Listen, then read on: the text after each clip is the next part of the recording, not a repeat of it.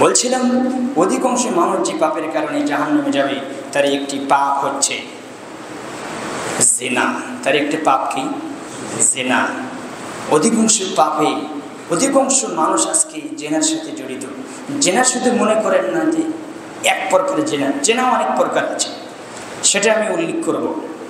তো অধিকাংশ মানুষ যে পাপের কারণে জাহান্নামে যাবে তার আরেকটি পাপ হচ্ছে অবৈধ সম্পর্ক। অবৈধ সম্পর্ক জেনা না? জেনা।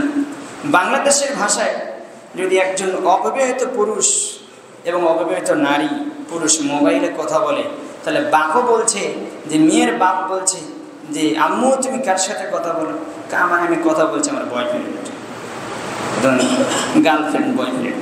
অথচ তার সাথে কি বিবাহ হয়েছে? হয়নি। অর্থাৎ বন্ধু বান্ধবী একে অপরে গার্লফ্রেন্ড বয়ফ্রেন্ড কথা বলছে। অথচ হাদিসের ভাষায় এসেছে মুহাম্মদ রাসূলুল্লাহ সাল্লাল্লাহু আলাইহি সাল্লাম সেইখানে বলেছেন যে বিনে কোনো মহিলার সাথে যাদেরকে বিবাহ করা আল্লাহ সুবহানাহু ওয়া তাআলা আপনাদের জন্য হালাল করে দিয়েছেন, তাদের সাথে বিবাহের আগ পর্যন্ত কথা বলা। একটা পরিজনে যেটা জরুরি প্রয়োজনে কথা বললেন, কিন্তু উদ্দেশ্য এরকম না। কিন্তু আপনি তো বসেছেন, আপনি ভালোবেসেছেন, প্রেম করেছেন, অবৈধ সম্পর্ক করেছেন, আপনি বলছেন যে না আমি তো তাকে ভালোবাসি, এটা ভালোবাসা। কিন্তু হাদিসের ভাষায় এসেছে, কোরআনের ভাষায় এসেছে এটা জিনা। এটা কি বলেন তো? জিনা। দিন রাত আপনার ছেলে মেয়ে জেনা করছেন আর আপনি বলছেন যে আমার ছেলে ভালোবাসে। কথা বুঝেন? আপনি আমি কোন পর্যায়ে গেছি তার কিছু নমুনা আমি কোরআন এবং হাদিস থেকে দেব ইনশাআল্লাহ। দেখেন, অধিকাংশ মানুষ জাহান্নামে যাবে তার একটি পাপ হচ্ছে অবৈধ সম্পর্কের কারণে। বুড়োকণ, ছেলেকণ, যুবতীকণ, অযুবতীকণ সবাই যাই একটু বালেগ হয়েছে সে আজকে অবৈধ সম্পর্কে লিপ্ত। অধিকাংশ বয়স্ক মানুষ আজকে অবৈধ সম্পর্কের সাথে জেনায় লিপ্ত। আপনি দেখবেন রাসূল সাল্লাল্লাহু আলাইহি সাল্লাম বলেছেন আমার উম্মাত জেনার সাথে লিপ্ত হয়ে যাবে, একবারে জেনার সয়লাব হয়ে যাবে এই জমিনের উপরে। জাহেলি যুগের যে প্রথাগুলো ছিল সেই প্রথাগুলো হুবহু আমার উম্মতের ভিতরে চলে আসবে, তারা টেনে হেঁচড়ে আবার বের করে নিয়ে আসবে। রাসূল সাল্লাল্লাহু আলাইহি সাল্লাম বলেছেন, দেখেন মানুষের জন্য সবচেয়ে আপনার মাথা থেকে পা পর্যন্ত আপনার গুরুত্বপূর্ণ অঙ্গগুলো, যে বিষয়গুলো রাসূল সাল্লাল্লাহু আলাইহি সাল্লাম বলেছেন, যে অঙ্গ প্রত্যঙ্গ দিয়ে আপনি আমি পাপে লিপ্ত হই তারই একটি পাপ আমি বলছি যে দেখেন মানুষের 7টি জিনিস খুবই দামি। মানুষের দেহের ভিতরে 7টি জিনিস খুবই দামি। সেই দামি 7টি জিনিস দিয়ে মানুষ আজকে জেনে লিপ্ত হয়, অবৈধ সম্পর্কে লিপ্ত হয়। এক, চোখ। 1 নম্বর কি বলেন তো? চোখ। 2 নম্বর হাত। হাত দিয়ে জেনে লিপ্ত হয় কিনা? হাত, চোখ। 3 নম্বর পা। 4 নম্বর কান। 5 নম্বর মুখ। 6 নম্বর অন্তর। 7 নম্বর লজ্জাস্থান। এই 7টি জিনিস হচ্ছে মানুষের দেহের ভিতরে গুরুত্বপূর্ণ অঙ্গ। নফস, আত্মা গুরুত্বপূর্ণ নয়, অথচ এটা দিয়ে মানুষ পরিকল্পনা করে, জেনা করার আগে পরিকল্পনা করে। জেনা এমন একটি জিনিস, জেনা করার আগে অন্তরে স্বাদ বোঝা যায়। কি বোঝা যায় বলেন তো? অন্তরে স্বাদ চলে আসে। শুনতে আপনাকে খারাপ লাগবে, তবে আপনাকে নিতে হবে।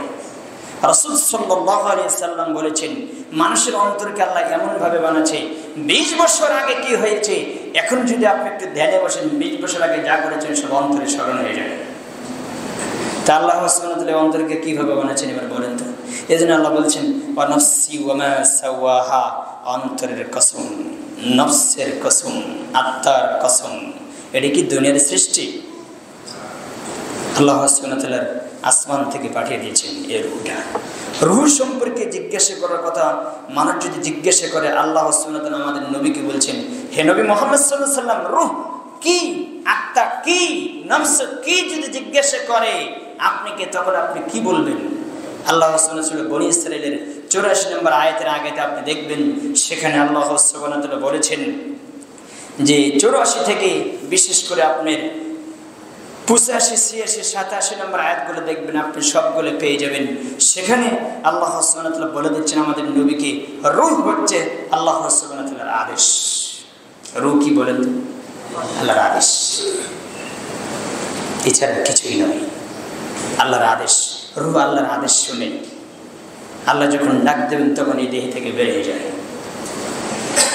কথা বুঝেন? মানুষের যখন 43 বয়স হয়ে যায় তখন আল্লাহ সুবহানাহু ওয়া তাআলা তার কান আগে দেয়। 4 মাস 10 দিন যখন হয়ে যায় তখন আল্লাহ সুবহানাহু ওয়া তাআলা আসমান থেকে রূহটা পাঠিয়ে দেয়, ফেরেশতাদেরকে নিয়ে বলে, যা তোমরা নিয়ে যাও। সেটা আবার রুমাল কেড়ে বিভিন্ন রকমের আপনার কাপড় দিয়ে, জান্নাতি পোশাক দিয়ে, সুন্দর দিয়ে আবৃত করে মানুষের দেহের ভিতরে ঢুকে দেয়। পবিত্র, এটা এমন একটি পবিত্র জিনিস যে আত্মার সুঘ্রাণ আপনি দেখতে পাবেন মরার আগে। রাসূল সাল্লাল্লাহু আলাইহি ওয়াসাল্লাম বলেছেন, এটা এমন একটি জিনিস, আল্লাহর সৃষ্টি। কোন আত্মা যখন পবিত্র অবস্থায় মারা যায়, রূহটা যখন মারা যায়, তখন এই আত্মার সুঘ্রাণে সাত জমিন, সাত আকাশ সুঘ্রাণে পরিপূর্ণ হয়ে যায়। কিন্তু মানুষ নিতে পারে না, মানুষ জানে না, এই সুঘ্রাণ মানুষের নাকে ধরে না। আর যখন এই আত্মা যখন মানুষের পাপী জর্জরিত নষ্ট হয়ে যায়, এর দুর্গন্ধ ফেরেশতারা রুমাল দিয়ে পেছে নেয়, তারপরে আমরা রুমাল ভেদ করে এই দুর্গন্ধ বের হয়ে যায়। এই জন্য যখন এই আসমানে, প্রথম আসমানে যখন এই দুর্গন্ধময় আত্মা, অপবিত্র আত্মা যখন নিয়ে যাওয়া হয়, তখন প্রথম আসমানে থেকে সব আসমান দরজা বন্ধ করে দেওয়া হয়, ওই রূহ আর আকাশে ওঠে না। কথা বুঝেন? তাহলে আপনাকে আমি কি বুঝি, এটা এই বিষয়ে আমি আলোচনা করেছি। যে হোক, সেটা আমরা নষ্ট করি। রাসূল সাল্লাল্লাহু আলাইহি ওয়াসাল্লাম বলেছেন, মানুষের দামি 7টি জিনিস দেহের ভিতরে থাকে: হাত, চোখ, পা, কান, মুখ, অন্তর, লজ্জাস্থান। এগুলো দামি জিনিস। এগুলো যখন মানুষের নষ্ট হয়ে যায়, হাত নষ্ট হয়ে যায়, মুখ দিয়ে মানুষ সব কিছু বলে না? বলে। মুখ দিয়ে মানুষ সবই করতে পারে।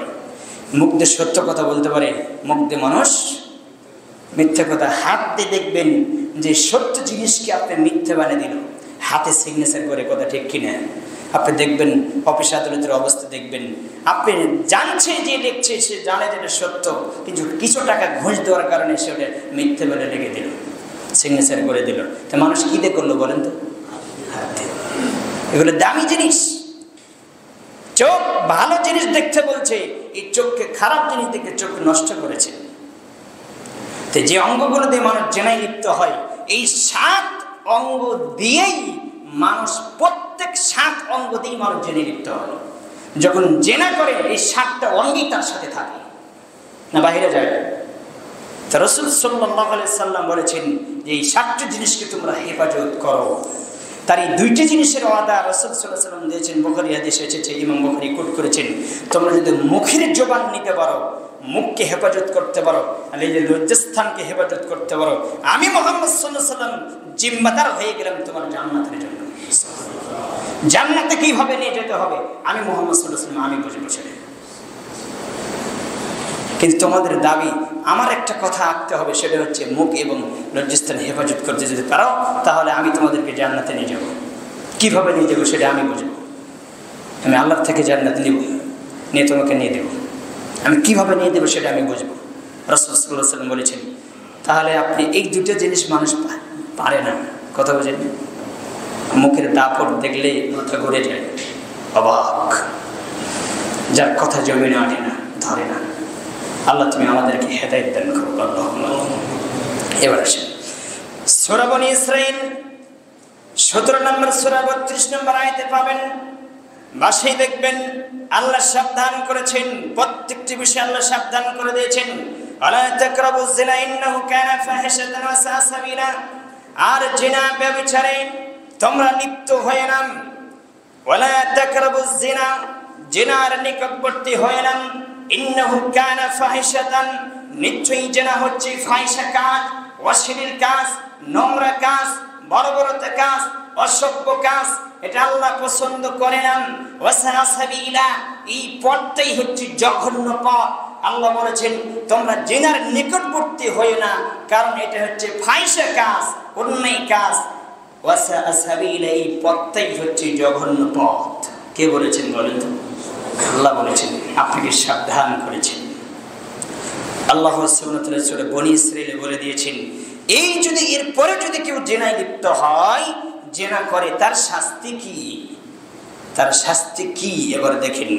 আল্লাহ সুবহানাহু ওয়া তাআলা বলছেন, সূরা নূর খুলবেন 24 নম্বর সূরার 2 নম্বর আয়াত, আয-যানিয়াতু ওয়াজ-যানি ফাজলিদু কুল্লা ওয়াহিদিন মিনহুমা মিয়াতা জালদ ওয়ালা তা'খুযুকুম বিহিমা রা'ফাতুন ফি দীনিল্লাহি ইন কুনতুম তু'মিনুনা বিল্লাহি ওয়াল ইয়াউমিল আখির। আল্লাহ সুবহানাহু ওয়া তাআলা বলেন, ব্যভিচারিণী এবং ব্যভিচারী পুরুষ, ব্যভিচারিণী নারী উভয় যদি জিনায় লিপ্ত হয়, যে বিবাহ করেছে এবং যেই বিবাহ করেনি, দুটো পার্থক্য করেছেন। এক, যেই বিবাহ করে নাই এরকম পুরুষ, যেই বিবাহ করেনি এরকম নারী যদি জিনায় লিপ্ত হয়, অবিবাহিত পুরুষ অবিবাহিত নারী যদি জিনায় লিপ্ত হয়, আল্লাহ সুবহানাহু ওয়া তাআলা বলেছেন তাকে 100 বেত্রাঘাত করে 1 বছরের জন্য তাকে দেশ থেকে তাড়িয়ে দিতে হবে। কোন দেশে? এই বাংলাদেশে তার জায়গা মানে আরেক দেশে যাবে। আর বাংলাদেশে জেনা করার জন্য লাইসেন্স করে দিয়েছে, দিয়েছে। আর যারা জেনাতে লিপ্ত তারা খুব খুশি, টাকা আলাদা বেশি খুশি, টাকা থেকে তো জেনে করা আরো বেশি সহজ। তাই আল্লাহ সুবহানাহু ওয়া তাআলা বলছেন 100 লাঠি মারতে হবে তাকে। প্রত্যেক লাঠির ওজন কি হবে সেটাও আল্লাহ বলে দিয়েছেন, কিভাবে মারবেন, কি বিচার করবে। যে বিচারক তাকে আল্লাহ বলে দিয়েছেন যে আল্লাহর আইন কার্যকর করার ব্যাপারে, মারার ব্যাপারে এক একটা লাঠির ওজন হবে তাদের প্রতি দয়ে ময়া। যে আপনি প্রথম লাঠি যত জোরে মারবেন, শেষের লাঠি তত জোরেই হবে। কথা বুঝলেন? আল্লাহ কি বলছেন? প্রথম লাঠি যত জোরে হবে, শেষের লাঠি তত জোরে হবে। প্রথম মারবেন 10টা জোরে, মাঝখানে একটু দয়া আসবে। আল্লাহ বলছেন দয়া হবে না। রাফাতুন ফি দীনিল্লাহ ইন কুনতুম তু'মিনুনা বিল্লাহি ওয়াল আখির। আল্লাহ বলছেন তাদের প্রতি দয়া ময়া, তোমাদেরকে যে কোনো প্রতিঘাত করতে পারে, দয়া আসতে পারে, মহব্বত আসতে পারে তোমার প্রতি, এটা হবে না, কোনো দয়া চলবে না, মারতেই হবে। কার আদেশ?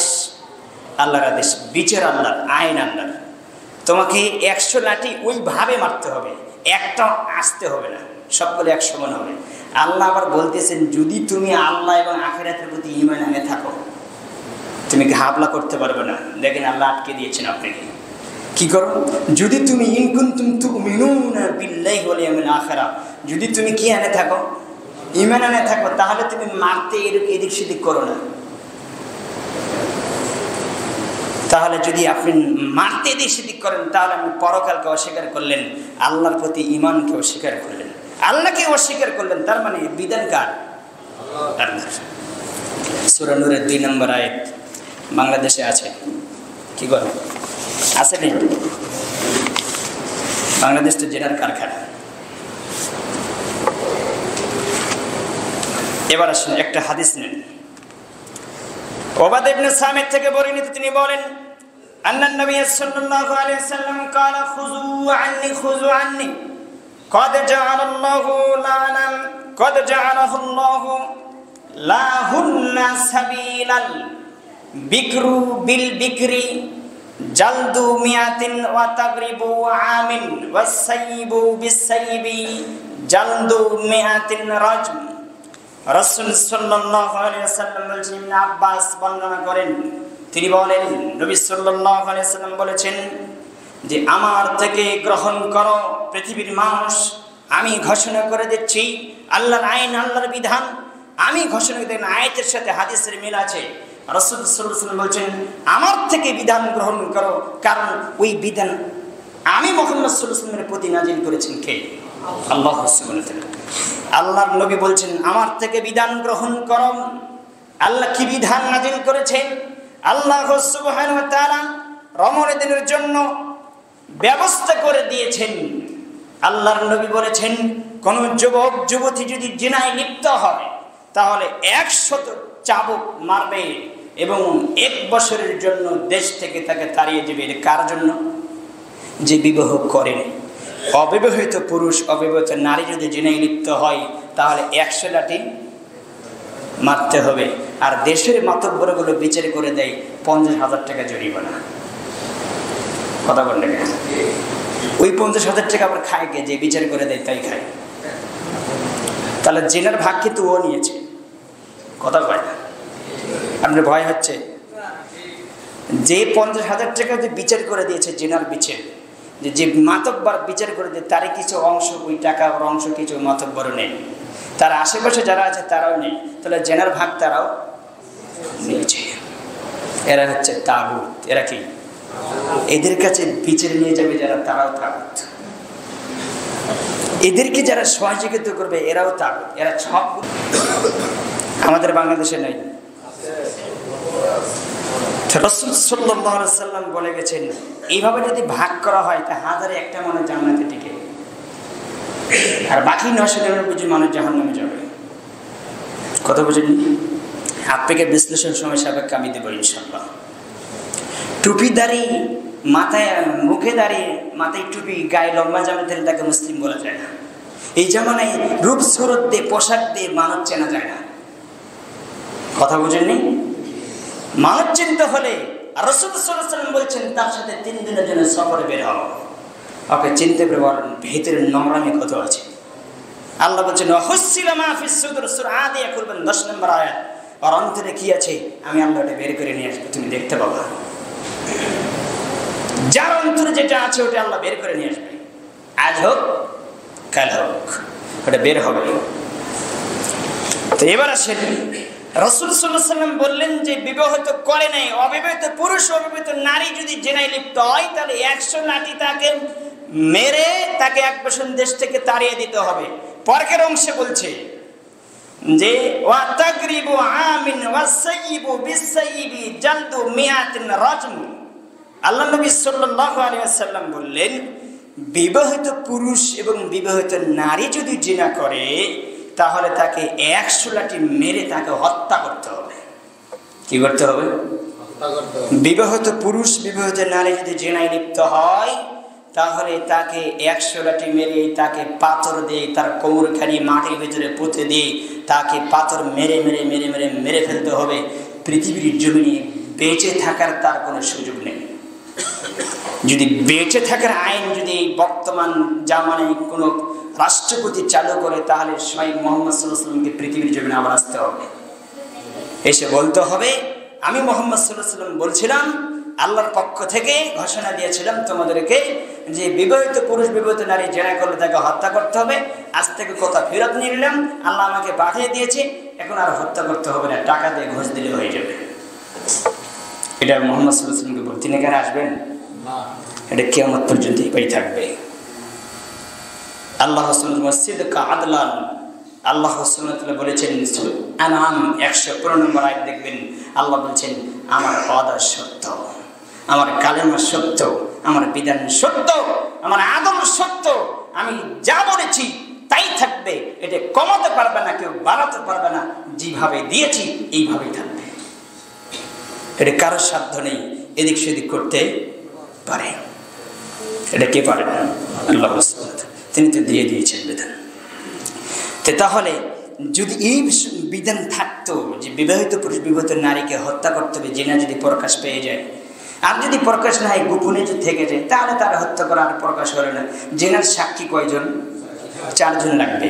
জেনার জন্য সাক্ষী 4 জন লাগবে। 4 জনকে সাক্ষী দিতে হবে, হ্যাঁ আমরা সচক্ষে দেখেছি সে জেনা করেছে। যখন প্রকাশ হয়ে যাবে তখন তাকে আর হত্যা করতে হবে, তার বেঁচে থাকার কোনো সুযোগ নেই। আর যদি গোপনে কেউ না জানে, গোপনে আপনি জেনেছেন এখানে, আপনি যদি বলেন আমি বলবো না, গোপন থেকে দিন, ও মরার আগে যদি বলে আল্লাহ আমি ভুল করেছি আমাকে মাফ করে দাও, আল্লাহ ক্ষমাশীল মাফ করে দিতে পারে, না হলে তাকে শাস্তি দিতে পারেন, তবে সে চিরস্থায়ী জাহান্নামী হবে না। কথা বলছেন? এটা তার বিষয়। জেনা কার সাথে জড়িত পাপ? আল্লাহর সাথে জড়িত পাপ। এটা আল্লাহ ক্ষমা করে দিতে পারেন, তার ইচ্ছা। কিন্তু যখন প্রকাশ পাবে তখন কিন্তু তাকে হত্যা করতেই হবে, তাকে বেঁচে থাকার কোনো সুযোগ নেই। বেঁচে থাকার এই জমিনে তার কোনো সুযোগ নেই। কথা বুঝেন? তাহলে এই বিধান যদি আজকে থাকতো লাখো পুরুষের লাখো মহিলার দিন রাত তাদের মৃত্যু হতো। লাখো ভাবিকে, লাখো দুলাভাইকে হত্যা করতে হতো এই জমিনে, কথা ঠিক কিনা? আপনি দেখেন, তদন্ত করে দেখেন, আজকে জেনা 6 লাখ হয়ে গেছে। বাংলাদেশের ভিতরে বাংলাদেশের নারীদের কিছু সমস্যা আছে, পুরুষদের কিছু সমস্যা আছে।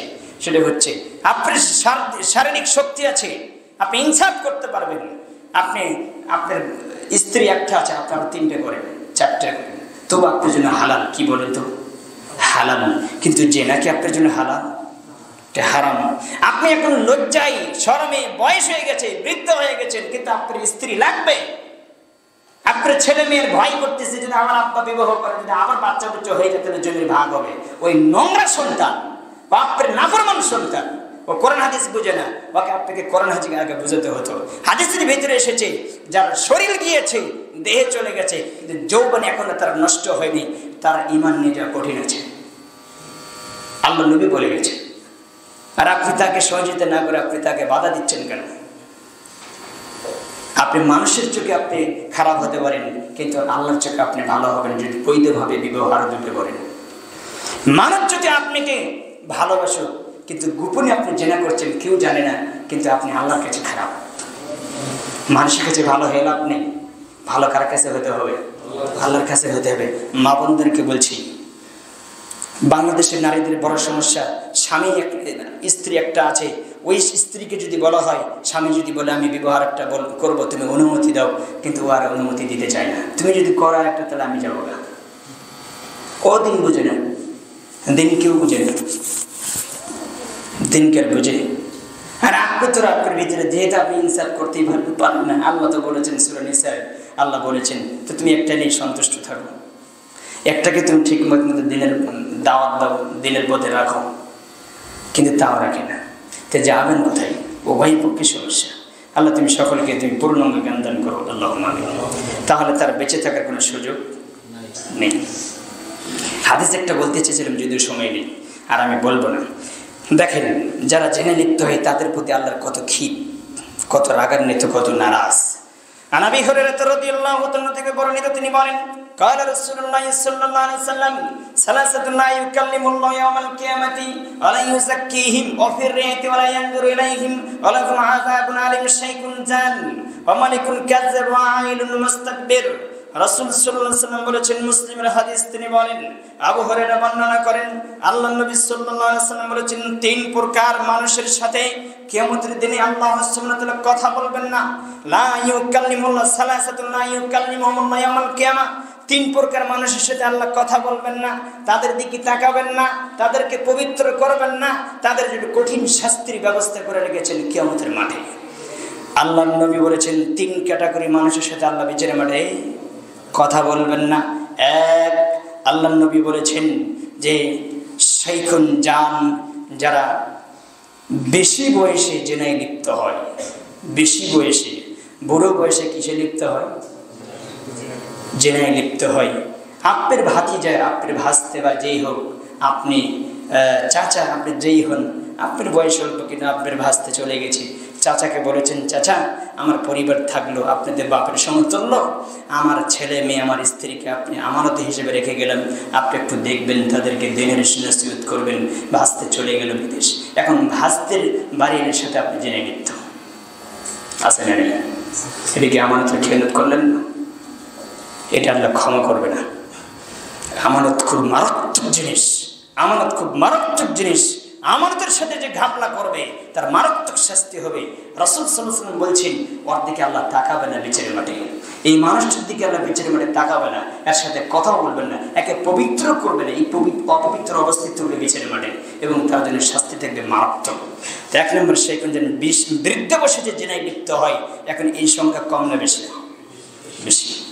2, অমালিকুন কাযযাব, মৃত্যুক দায়িত্বশীল, মৃত্যুক চেয়ারম্যান, মৃত্যুক মেম্বার, মৃত্যুক এমপি মন্ত্রী, যে যেখানে আছে, যারা মিথ্যাকতার দাবিতে, মিথ্যাকতার ভিত্তিতে দায়িত্ব পালন করেছে, কাল কিয়ামতের দিনে আল্লাহ এদের সাথে কথা বলবে না। মৃত্যুক ব্যবসায়ী আছে না নাই? যে যেখানে আছে, মিথ্যের কথার ভিত্তিতে আপনার বিজনেস করে, যেটাই করুক না কেন, এর সাথে আল্লাহ বিচারের মাঠে কথা বলবে না। 2 নম্বর চলে গেল। 3 নম্বর হচ্ছে আল্লাহর নবী বলেছেন ওয়াইলুল মুস্তাকবির, অহংকার দরিদ্র। অহংকার দরিদ্রের সাথে আল্লাহ কথা বলবে না। ও পুঁটি মাছ কিনতে পারে না, কিন্তু তার কথার অহংকার কি আছে না নেই? আল্লাহ সুবহানাহু ওয়া তাআলা কাল কিয়ামতের দিন এদের সাথে কথা বলবেন না। অফির রাতে অন্য হাদিসে এসেছে যে যারা টাকনুর নিচে কাপড় পরিধান করে এদের সাথে বিচারের মাঠে আল্লাহ কথা বলবেন না, এদের দিকে তাকাবে না, এদেরকে পবিত্র করবে না, এবং এদের জন্য কঠিন শাস্তি, আযাবুন আলীম।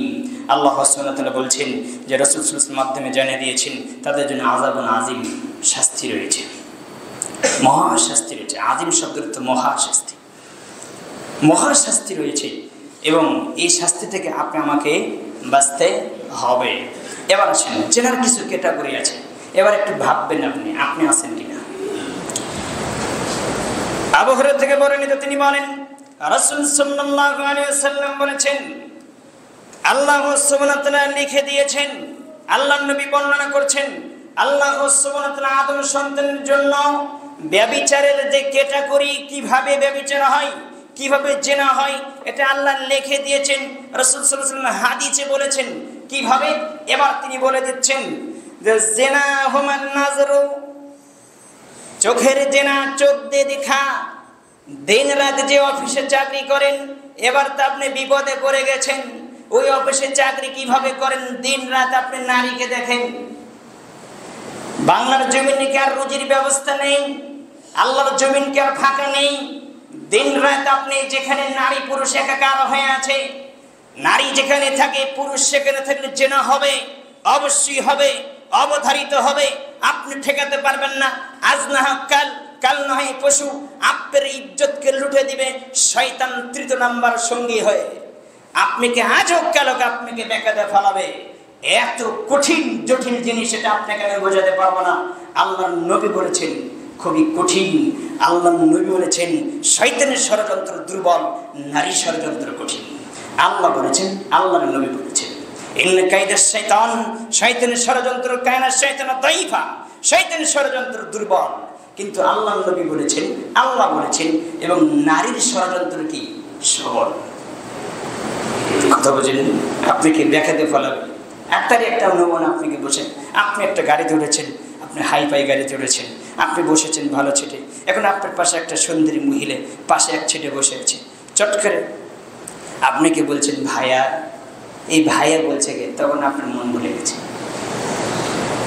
থাকেন কই, কি করেন, কি করেন, কোন জায়গায় থাকেন, তা আস্তে আস্তে বলছেন আপনি এখানে বসেন। এই যে কথা শুরু হয়ে গেল, আপনার নাম্বারটা দেন, আপনি আমার নাম্বারটা নেন। এবার শুরু হয়ে গেছি, হতে হতে হতে আপনার মানি ব্যাগে যা আছে সব দিয়ে দিলেন।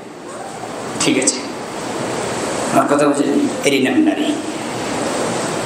এদের কণ্ঠের ভিতরে আল্লাহ এমন কিছু দিয়েছে, এই জন্য নারীর কণ্ঠকে আল্লাহ সূরা আহজাবে বলেছেন তোমার কণ্ঠ নিচু হবে, পুরুষ যাতে শুনতে না পায়। কথা বুঝেননি? আপনি সেই অফিসে চাকরি করেন কি করে? আপনি কি বুঝতে চান আমাকে? আপনার সাথে কি কিছু না? আপনি কি বুঝতে চান আমাকে? রাসূল সাল্লাল্লাহু আলাইহি ওয়াসাল্লামের সাহাবীরা সেই গেলে বলেছেন, এত সহজ মনে করেন না, এটা খুব কঠিন জিনিস। আল্লাহর নবী বলেছেন জিনা হুমান নাজরু, চোখের জেনা চোখ দিয়ে দেখাম, ওয়াল উযনানি জিনা হুমাল ইস্তিমাউ, কানের জেনা কান দিয়ে শোনা। কানের জেনা আছে, চোখের জেনা আছে। তারপরে তিনি বলছেন আল লিসানু জিনাহুল কালামু, মুখের জেনা মুখ দিয়ে কথা বলা। কথা বলেন না? মুখের জেনা মুখ দিয়ে কথা বলান। তারপরে তিনি বলছেন জেনাহাল বাতশ অরিজিলু জেনাহাল খত। আল্লাহর নবী বলেছেন হাতের জেনা হাত দিয়ে ধরা, ওয়াল ইয়াদু জেনাহাল বাতশ, হাতের জেনা হাত দিয়ে স্পর্শ করা, ওয়ারিজলু জেনাহাল খত ওয়াল কলবু, অন্তরে জেনা অন্তরে পরিকল্পনা করা। আল্লাহর নবী বলেছেন ইয়াহওয়া ওয়া ইয়াতামান্না ওয়া ইউসাদ্দিকু যালিকা ফারজু ওয়া ইউকাযযিবু। আল্লাহর নবী বলেছেন যে মন চায়, আকাঙ্ক্ষা করে এবং গুপ্ত তাকে সত্য বা মিথ্যায় প্রতিপন্ন করে। আল্লাহর নবী বলেছেন গুপ্ত অঙ্গ আপনাকে সত্য বলে প্রমাণ করবে। অর্থাৎ আমি বিস্তৃত না বলে আপনি বুঝবেন না। লজ্জাস্থান আপনাকে প্রমাণ করে দেবে আপনি সত্যবাদী, লজ্জাস্থান আপনাকে প্রমাণ করে দেবে আপনি মিথ্যাবাদী। আল্লাহ নবী বলেছেন, হাদিস মুসলিম, যা বলছি তাই থাকবে কিয়ামত পর্যন্ত। আপনি এদিক সেদিক করতে পারবেন না। এবার আপনি কি করবেন সেটা আপনার বিষয়। সালাত করেন ভালোই, দিন রাত দোয়া করেন, আল্লাহ একটু শুনেন, তা আপনি তো জেনে লিখতে হবে কিভাবে দোয়া কবুল হবে, আপনি ইবাদত কি করে কবুল হবে। আপনি আপনাকে হাদিস দিচ্ছি, দেখেন। আপনি যদি বলেন ইমাম সাহেব দলিল দেন ইবাদত কবুল না হয়, দেব, আপনাকে দরজা নেমে এখানে দাঁড়াচ্ছি, প্রস্তুত থাকেন। এবার আসেন, ওসমান আবিল আস থেকে বর্ণিত, তিনি বলেন, আন রাসূলিল্লাহি সাল্লাল্লাহু আলাইহি ওয়াসাল্লাম ক্বালা তুফতাহু আবওয়াবুস সামাই নিসফাল লাইল। হাদিসটি মনোযোগ দিয়ে শুনবেন। ওসমান ইবনে আবিল আস থেকে বর্ণিত, তিনি বলেন, রাসূল সাল্লাল্লাহু আলাইহি ওয়াসাল্লাম বলেছেন, ক্বালা তুফতাহু আবওয়াবুস সামা নিসফাল লাইল।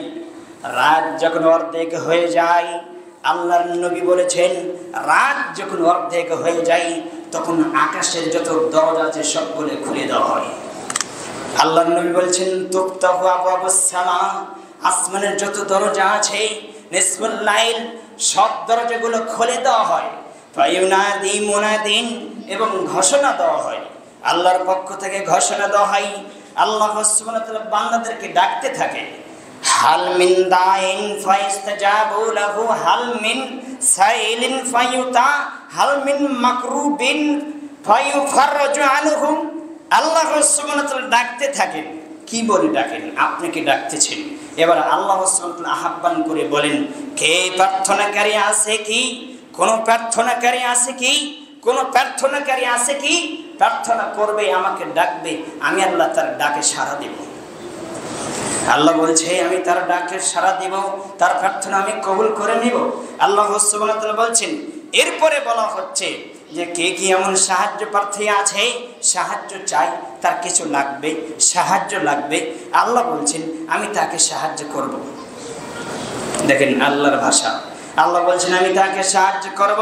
এবার একটা শেষে একটি কথা আমি বলবো, এখন বর্তমানে আমরা প্রায় মানুষের সংকটে আছি, কোটি টাকার মালিকের সংকটে আছে, সংকটিত আছে। যত টাকা থাকার চিন্তা, আরেকটা আছে, এক ফ্যাক্টরি হয়েছে, আরেক ফ্যাক্টরি করবে, তো সংকটে নাই, তো সংকটই আছে। তাদের জন্য হাদিসটা আমি শেষে পর্যায়ে বলছি, সবার জন্য। এবার তিনি বলছেন, হাল মিন মাকরুবিন ফায়ুফারজু আনহু। আল্লাহ সুবহানাহু ওয়া তাআলা ডাকতে বলছেন, কোন সংকটময় ব্যক্তি কি আছে, সংকটে আছে, যার কিছু প্রয়োজন, সে দুর্দশা অবস্থায় আছে, অসহায় অবস্থা আছে এবং কষ্টের ভিতরে আছে।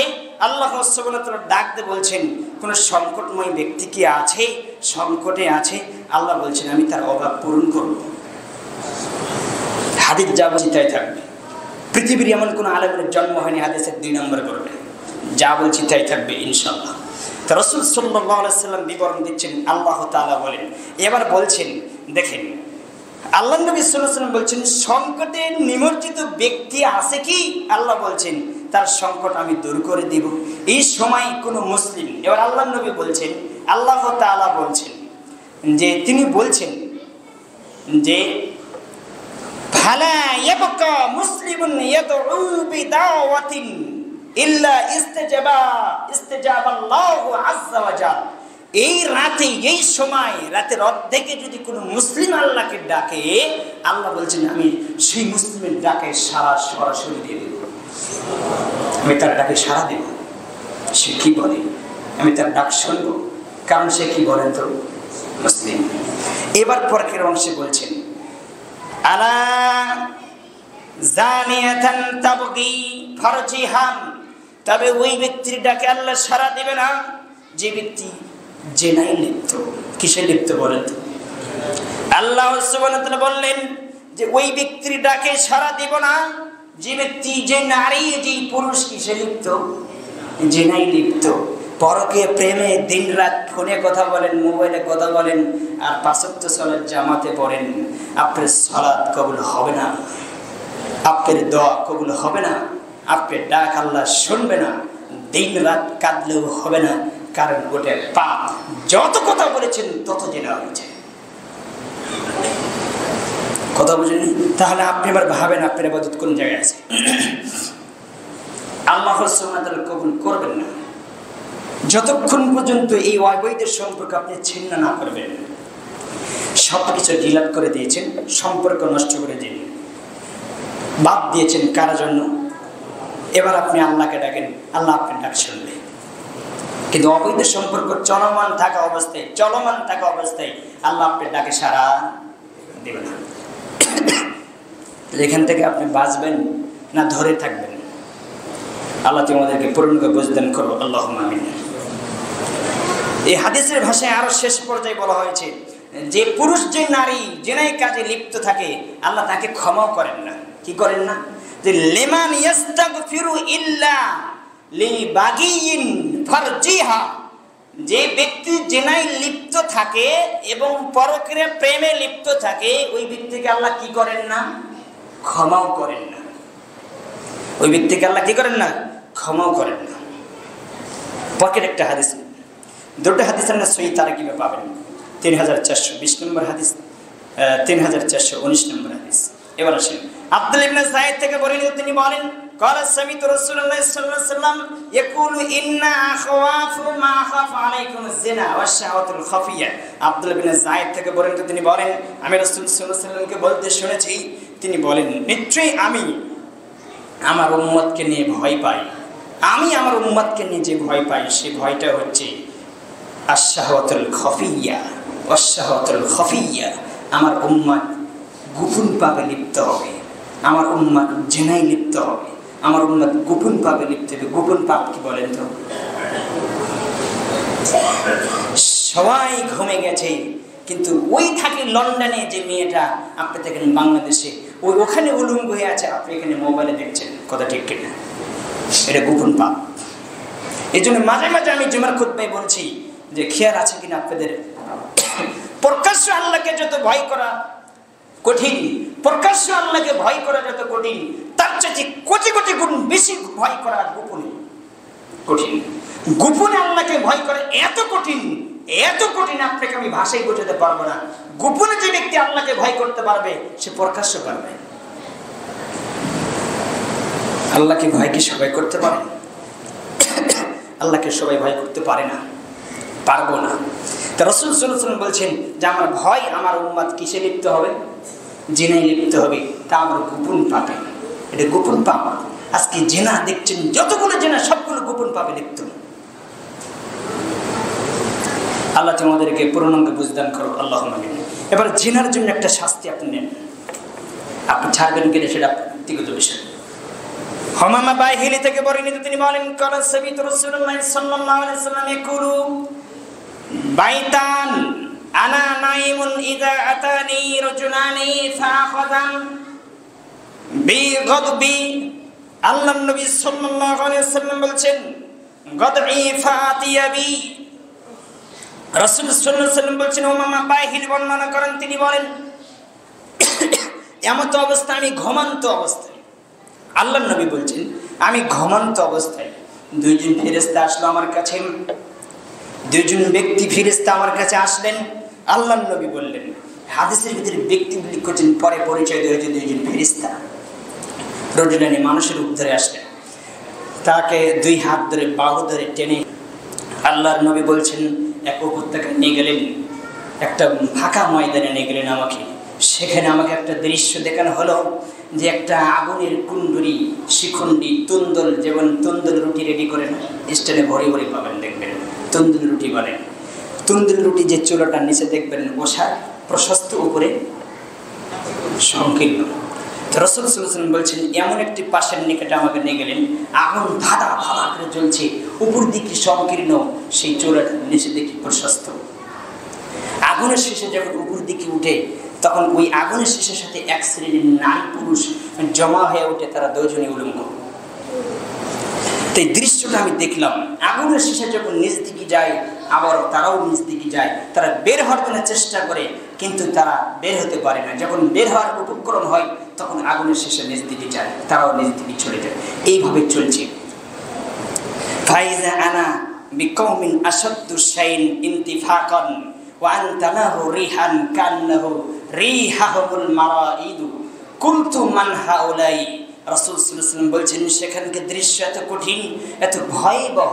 আমি দেখলাম ইনতিফাকান ওয়া আনতানাহু রিহান, এই নারী পুরুষ জমা হয়ে আছে উলঙ্গ অবস্থায়। এদের দুর্গন্ধ এত গণ ছচকার টয়লেট দেখছেন, হোটেল দেখেন না, যে হোটেলে সব ধরনের মানুষ বাথরুম করে, গন্ধ কম না বেশি? আল্লাহ নবী সাল্লাল্লাহু আলাইহি ওয়াসাল্লাম বলছেন, মনে হয় গণ ছচকার টয়লেট, এত দুর্গন্ধের কারণে আমি টিকতে পারি না সেখানে। আল্লাহ নবী বলছেন, এত দুর্গন্ধে আপনার নারী পুরুষ জমা হয়ে আছে উলঙ্গ অবস্থায়, আমি টিকতে পারলাম না। আল্লাহ নবী বলছেন, তাদের লজ্জাস্থানের দুর্গন্ধের কারণে জাহান্নামে টিকতে পারবে না। এই জেনাকার পুরুষ জেনাকার নারীর লজ্জাস্থানের দুর্গন্ধের কারণে কারা টিকতে পারবে না জাহান্নামে? বলেন তো, জাহান্নামের।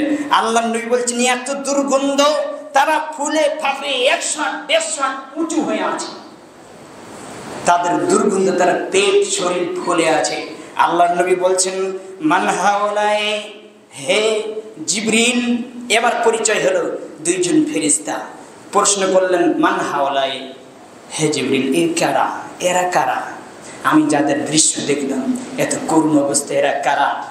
তখন ফেরেশতা বললেন, কালা হাওলায়ে জানুন ওয়াজ জাওয়ানি, এরা হচ্ছে জেনাকার পুরুষ, জেনাকার নারী। এরা হচ্ছে জেনাকার ব্যভিচার পুরুষ, ব্যভিচারিণী নারী। বলেন তো কারা এরা? জেনাকারী পুরুষ, জেনাকারিণী নারী।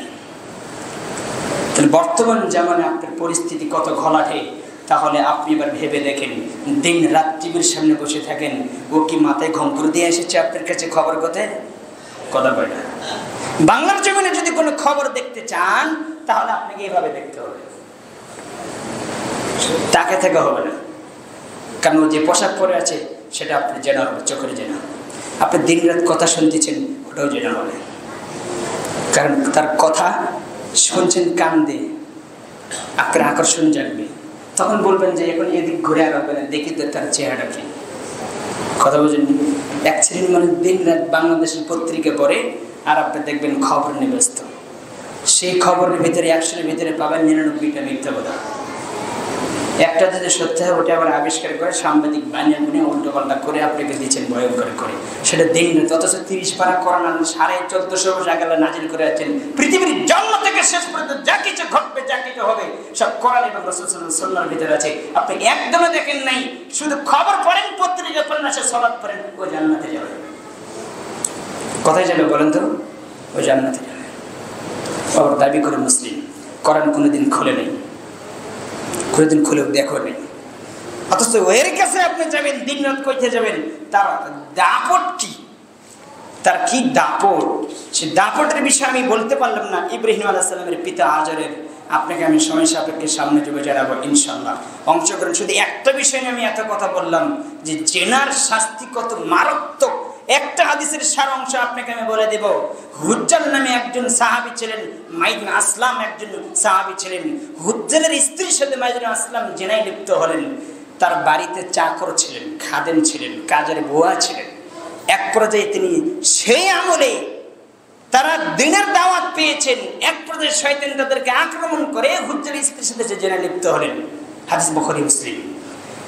এই দৃশ্য হুজ্জাল জানতে পারলেন, বাড়ির মালিক জানতে পারলেন, আমার স্ত্রীর সাথে আমার চাকর জেনা করেছে, কাজের বুয়া জেনা করেছে, কথা বলছেন খাদেম জেনা করেছে। তখন তিনি কারো বলেনি। আপনি হলে কি বলতেন? আপনি মারতেন আর প্রকাশ করে দিতেন, কথা ঠিক কিনা? কিন্তু তিনি প্রকাশ করেনি। হুজ্জাল শুধু বললেন, মাইদ বিন আসলামকে বললেন, মাইদ বিন আসলাম, তুমি একটু রাসূল সাল্লাল্লাহু আলাইহি ওয়াসাল্লামের কাছে যাও, তুমি জেনা করেছো, তুমি একটু আল্লাহর নবীর কাছে যাও, তিনি কি বলেন। জেনার কিন্তু শাস্তি মারাত্মক, তুমি একটু যাও। তার ভেতরে বলছে ইত্তাকুল্লাহ, তুমি আল্লাহকে ভয় করো। তাকে জানানো হয়েছে, তিনি সরাসরি রাসূল সাল্লাল্লাহু আলাইহি ওয়াসাল্লামের কাছে গেলেন। আল্লাহর নবী সাল্লাল্লাহু আলাইহি ওয়াসাল্লাম কিছু সাহাবীকে নিয়ে কথা বলছেন, এমন অবস্থায় যে বলছেন, তাহিরিনী ইয়া রাসূলুল্লাহ, আমাকে পবিত্র করুন। তা আল্লাহর নবী সাল্লাল্লাহু আলাইহি ওয়াসাল্লাম বলছেন, ইরজি, তুমি বাড়ি ফিরে যাও, আস্তাগফিরুল্লাহ, বলে তুমি তওবা করবা। তুমি কি করেছো, তুমি কি তোমাকে যে পবিত্র করবো তিনি তো বুঝেছেন। আল্লাহর নবী তিনি আল্লাহর দিন, আল্লাহ রাসূলুল্লাহ তার কাছে সকালে বিকেলে জিবরিল আলাইহিস সালাম পাঠায়, তার খবর তিনি জানান। তাকে জানানো হয়েছে তিনি পবিত্র হতে চাচ্ছে, অপবিত্র হয়ে গেছে। জেনা করে কি হয়ে গেছে বলেন তো? অপবিত্র হয়ে গেছে, আমাকে পবিত্র করুন। আল্লাহর নবী কি বললেন? ইরজি, ফিরে যাও, আস্তাগফিরুল্লাহ, তওবা করো। অতবিলে আল্লাহর কাছে তওবা করে তুমি সংশোধন হয়ে যাও। কিন্তু তার ভিতরে ভয়, না আমি পবিত্র হব। আবারও বলছেন ইয়া রাসূলুল্লাহ আমাকে পবিত্র করুন। তিনি বলছেন ইরজি, ফিরে যাও। তিনি আবার বলছেন পবিত্র করুন। তিনি বলছেন ইরজি, ফিরে যাও। তৃতীয়বার বলছেন তবুও শুনে না। চতুর্থবার আবার বলছেন আমাকে পবিত্র করুন। তখন আল্লাহর নবী বলেছেন এ কি আমার কথা বুঝে না? সাহাবীদেরকে বলছে, হে সাহাবীরা, এর মাথার কি সমস্যা আছে, কি আমার কথা বোঝে না? তিনি চাচ্ছেন প্রকাশ করতে না। এই সাহাবীদের ভিতরে কি করবেন না? প্রকাশ করবেন না, গোপনই রাখবেন। যাও তুমি ক্ষমা চাও, আল্লাহ মাফ করে দিবে। কিন্তু তিনি প্রকাশ করতে দিবেন না। কিন্তু তিনি ছাড়ছেন না, বিচার দুনিয়াতে হয়ে যাবে, আমি পরকালের শাস্তি আমি নিব না। পরকালের শাস্তি মারাত্মক, আল্লাহ যে শাস্তি দিবে পরকালে খুবই মারাত্মক, আমি এটা সহ্য করতে পারবো না, শাস্তি দুনিয়াতে হয়ে যাবে। তিনি আল্লাহ রাসূল সাল্লাল্লাহু আলাইহি ওয়াসাল্লাম চতুর্থ বললেন কি তার মাথার কোনো সমস্যা আছে কিনা। তখন সাহাবীরা পরীক্ষা করে দিলেন না, কোনো সমস্যা নেই, তিনি ভালো মানুষ। তখন তিনি বলছেন এবার বলো তোমার কি হয়েছে। তখন তিনি বলছেন আমি জেনায় লিপ্ত হয়েছি, আমি অপবিত্র হয়ে গেছি, আমাকে পবিত্র করুন। সাহাবীরা তারা গর্ত জমিতে ইজহাবু বিহা জমি এনে গেলেন, তাকে মেরে ফেললেন, পাথর দিয়ে করে তাকে মেরে ফেললেন। অনেক দিন পরে হঠাৎ দেখা হুজ্জালের সাথে। কার সাথে বলেন তো? ওই বাড়ির মালিকের সাথে দেখা। হুজ্জালকে বলছেন, হুজ্জাল তুমি যদি মাইদা আসলামকে আমার কাছে না পাঠাতে তাহলে কতই না ভালো হতো, তুমি কেন পাঠালে? তুমি যদি এই কথাটা এখানে ডাবে দিতে, গোপন করে দিতে, তাহলে কালকে আমাদের দিন আল্লাহ তোমার পাপকে আল্লাহ গোপন করে দিত। তুমি কেন আমার কাছে পাঠালে? তুমি কেন প্রকাশ করলে? সে এত ক্ষমা চেয়েছে, সে এত ক্ষমা চেয়েছে। হুজ্জাল তুমি শুনে রাখো, এত ক্ষমা আছে। এই আরব ভূখণ্ডের সকলের ক্ষমা তওবা যদি এক পাল্লা ওজন করা হয়, মাইদা আসলাম যে আল্লাহর কাছে ক্ষমা চেয়েছে, এই তওবা যদি এক পাল্লা ওজন করা হয়, সবার তওবা উঁচু দিকে যাবে, মাইদা আসলামের তওবা নিচে দিকে যাবে, ভারী হয়ে যাবে। তবু আমি তাকে রক্ষা করতে পারিনি, বাঁচাতে পারিনি, কারণ বিধান কার? আল্লাহর। এই শক্তি আমার নেই, কারণ জিনা যখন প্রকাশ পেয়ে যাবে তাকে হত্যা করতেই হবে, তাকে পৃথিবীর জন্য বেঁচে থাকার কারণেই। আর বর্তমান যারা দায়িত্বশীল তারা জেনারেল লাইসেন্স দেয়, তাহলে এরা কত বড় জঘন্য মানুষ। আপনি কোন পর্যায়ে আছেন? তাদের সাথে দিন রাত চলেন, আপনি দিন রাত খান, ওঠেন, বসেন, তার কোনো হিসেবে নেই। আর আপনার কাছে মুখ নেগানো যায় না। এত কথার দাপট কেন আপনার? হকের বিরোধিতা আপনি এত করতে চান কেন? আপনি কি হয়েছেন? আপনি কিছুই না। এই জমিনে আপনি কয়দিন টিকতে পারেন? আল্লাহ সুবহানাহু ওয়া তাআলা সবগুলো বিস্তারিত বলে দিয়েছেন। আপনাকে নিজেকে বাঁচাতে হবে এবং জাতির সামনে আপনাকে হক প্রকাশ করতে হবে, না হবে? আপনাকে হক জানাতে হবে। আল্লাহ সুবহানাহু ওয়া তাআলা দিন রাত কোরআনে সেই শব্দগুলো উল্লেখ করেছেন। আল্লাহ সুবহানাহু ওয়া তাআলা বলে দিয়েছেন তোমার কণ্ঠ তুমি নিচু করো, তোমার কণ্ঠ তুমি নিচু করো, তোমার কণ্ঠ তুমি দুর্বল করো।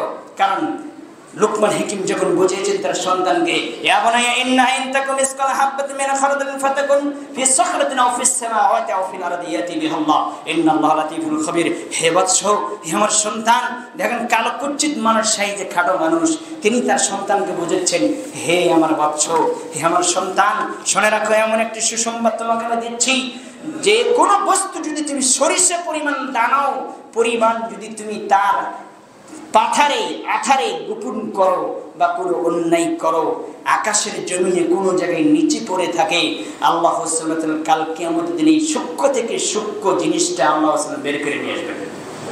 তুমি দেখতে পাবা, আল্লাহ তা প্রকাশ করবেন বিচারে মাঠে। আল্লাহ তোমাকে দেখাবে। ওয়ালা তুসাইর খাদ্দাকা লিন-নাস ওয়ালা তামশি ফিল আরদি। অহংকার বশত তুমি এই জমিনে নিজেকে দাম্ভিকতা দেখাবে না। কিসের দাপট করবে? সম্পত্তির, ক্ষমতা, আওয়াজ, কিসের দাপট করবে? তুমি এই জমিনে অহংকার করে উচ্চ আওয়াজে গলাবাজি করে চলো না। আল্লাহ বলছেন লোকমান 18 নম্বর আয়াত করেন, পৃথিবীর গর্ব করে অহংকার করে দাম্ভিকতার সাথে তুমি নিজেকে চালাবে না। কারণ আল্লাহ বলছেন নিশ্চয় আমি আল্লাহ দাম্ভিক অহংকারীকে পছন্দ করি না। আল্লাহ বলছেন ইন্নাল্লাহা লা ইউহিব্বু কুল্লা মুখতারিন ফখুর। অহংকারীদেরকে আল্লাহ পছন্দ করেন। ওয়াকসিদি ফি মাশিকা ওয়াগদুদ মিন সাওতিকা। 19 নম্বর আয়াত সূরা লোকমান পড়ে দেখবেন, ওয়াকসিদি ফি মাশিকা ওয়াগদুদ মিন সাওতিকা ইন্না আনকাল সাওতিল সাওতুল হামির। আল্লাহ সুবহানাহু বলছেন যে চলাচলের ক্ষেত্রে, সংযুক্ত ক্ষেত্রে, জমিনে ওঠা বসার ক্ষেত্রে, জমিনে পা ফেলার ক্ষেত্রে তুমি শব্দ করে আওয়াজ করে তুমি পা ফেলো না, আর কণ্ঠ উঁচু করে আওয়াজ করে তুমি কথা বলো না। আল্লাহ বলছেন আল্লাহর কাছে সবচেয়ে নিকৃষ্ট কাজ লাসওয়াতুল হামির, গাধা যেমন চিৎকার করে, এটা যেমন আল্লাহ সুবহানাহু ওয়া তাআলা প্রকাশ করেছেন। আল্লাহ এখানে গাধা বলেছেন যে গাধার আওয়াজ চিৎকার হয়, তবে তুমি মানুষ, তোমার আওয়াজ চিৎকার হবে না, তুমি তোমার কণ্ঠ নিচু করো। কোথায় পাবেন? সূরা লুকমান 19 নম্বর আয়াত। কোরআনই তো পড়েন না, আপনি পাবেন কি করে? যেই যত বেশি কোরআন পড়বে, যে যত বেশি কোরআনের তর্জমা দেখবে, সে তত বেশি আল্লাহর কাছে আত্মসমর্পণ করবে। তবে সবাই করবে না। আল্লাহ তোমাদের বুঝদান করো, আল্লাহ তোমাদেরকে মাফ করো, আল্লাহ তোমাদের ক্ষমা করো। আমাদের ভিতরে যে অন্যায়গুলো আছে, এই অন্যায়গুলো তুমি আমাদের বোঝার তুমি তৌফিক দান করো।